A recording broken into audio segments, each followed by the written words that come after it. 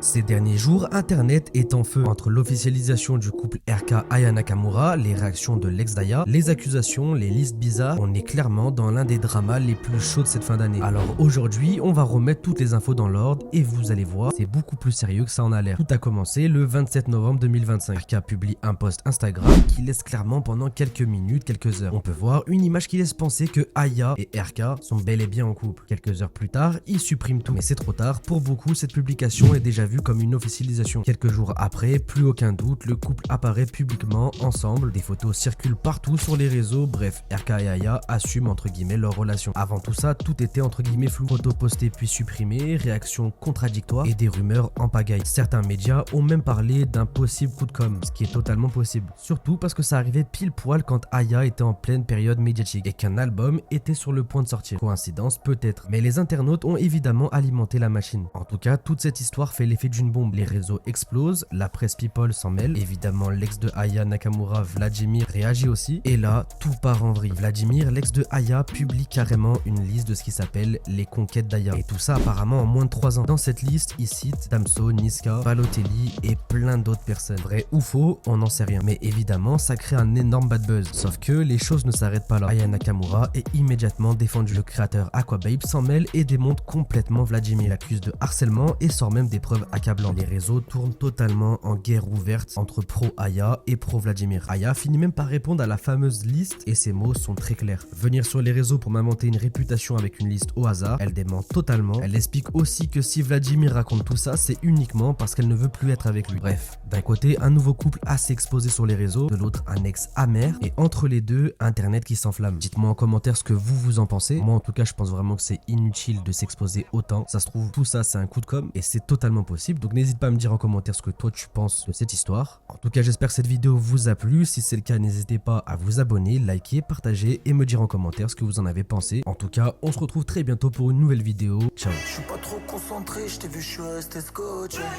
Tous mes gars sont là, chez Bédaf toute la noche.